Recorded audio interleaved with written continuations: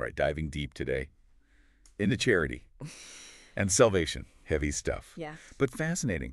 We're exploring Allan Kardec's The Gospel according to Spiritism. Oh, yeah. And we've got something extra special. Okay. An interview with the spirit Yeah. of St. Vincent de Paul Wow. from the 1858 Spiritist Review. It's like a really unique perspective to bring in. It should give us a fresh take on what it means to be charitable. Exactly. Kardec kicks things off by diving into the parable of the sheep and the goats. Yeah. Going from Matthew chapter 25. Okay. Verses 31 through 46, where Jesus separates the righteous from the unrighteous based on their acts of charity. And it kind of flips the script.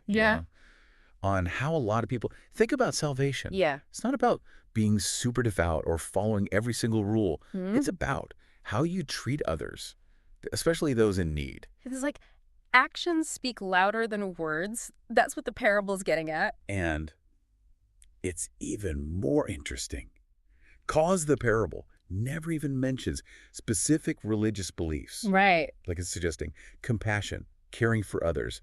That's fundamental for everyone, no matter who you are. That's a universal principle. And to illustrate that even more, Kardec brings up the parable of the Good Samaritan.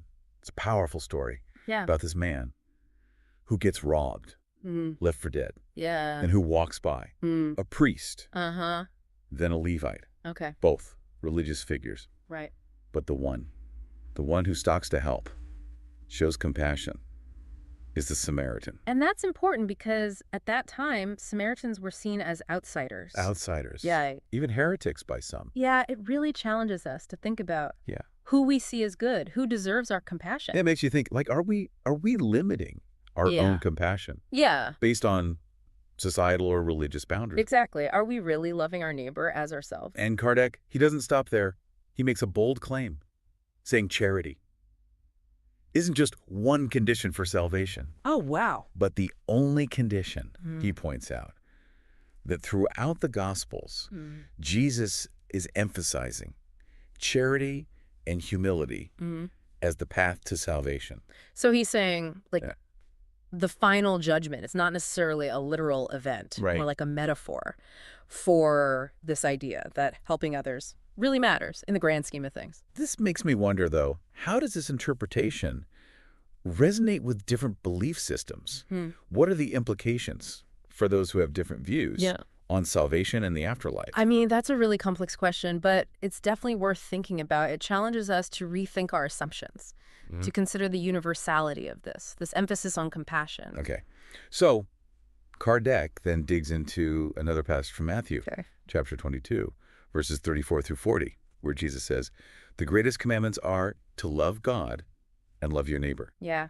Those are like the big ones, right? And Kardec makes this fascinating connection, saying these two commandments, they're inseparable. You can't truly love God without loving your neighbor. Right, right. And vice versa. It's like they're two sides of the same coin. Loving your neighbor, it's a direct reflection of your love for God. And of course, Kardec ties this back to his argument about charity being the key to salvation. It's a really compelling argument. And to back it up even more, he brings in St. Paul from 1 Corinthians chapter 13, where Paul says, charity is more important than faith and hope. More important than faith and hope. That's pretty big. And what's interesting is Paul, who's often seen as, a pretty strict figure, defines charity.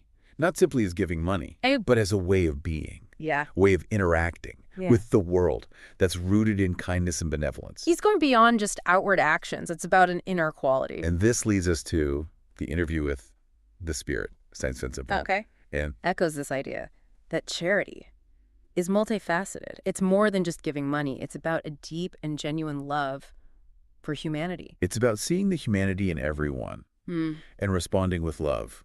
And he encourages us to prioritize helping others without judging whether they're worthy or if we're going to get something in return. Help without any strings attached. And he even gives some pretty surprising advice coming from a saint. What's that? He says, we should trust God to handle those who might be faking their need and just focus our energy on helping. That's a pretty radical idea. Just trust and help. Don't worry about who's deserving. Exactly. It's a real shift in perspective. Like he's saying, just help.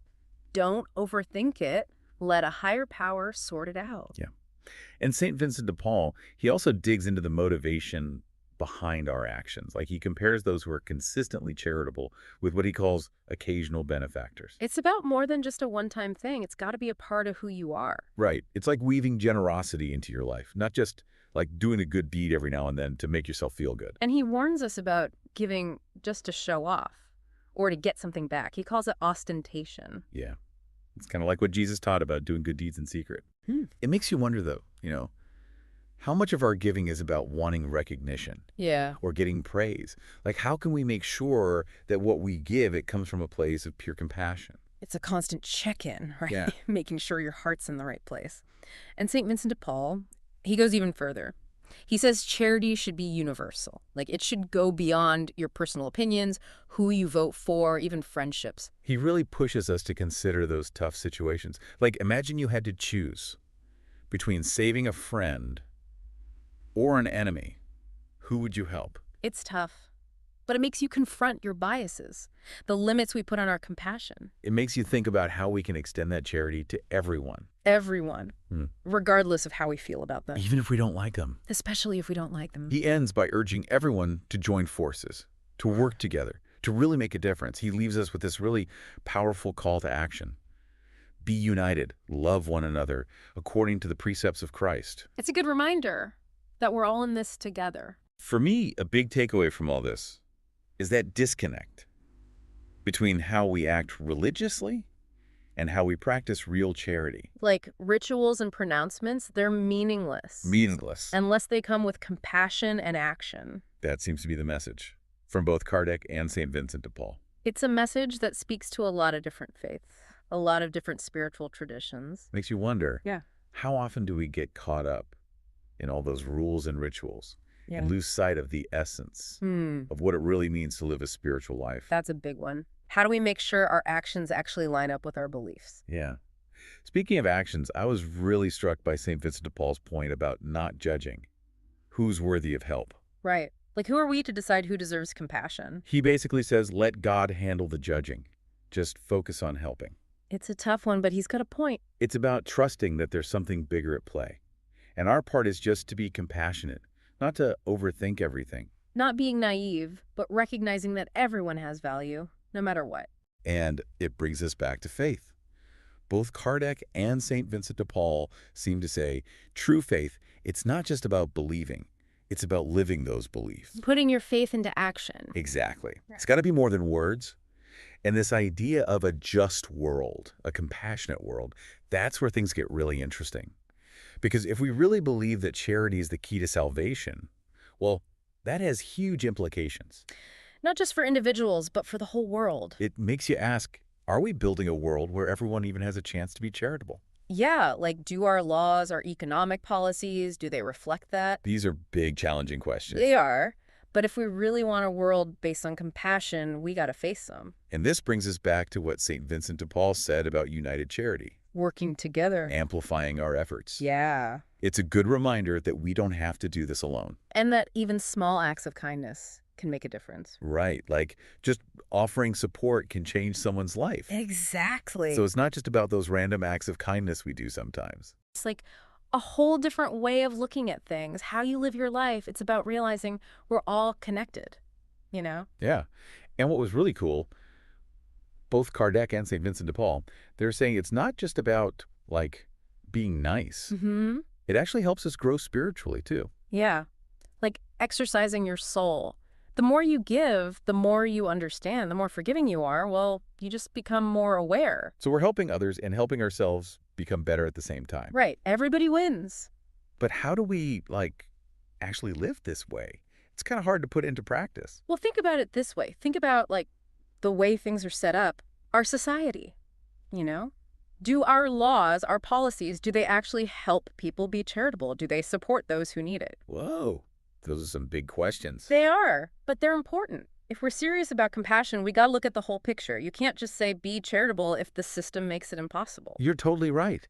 It's like we've been focusing on individuals, but what about the systems? Are they helping or hurting? It's not about having all the answers right away. It's about, like, asking the right questions, being open to learning new things, and maybe changing how we see things. And it takes us back to that question you asked about how we treat each other, and if our actions really reflect that. It's a good one to keep in mind. As you go forward, think about what St. Vincent de Paul said. Be united. Love one another according to the precepts of Christ.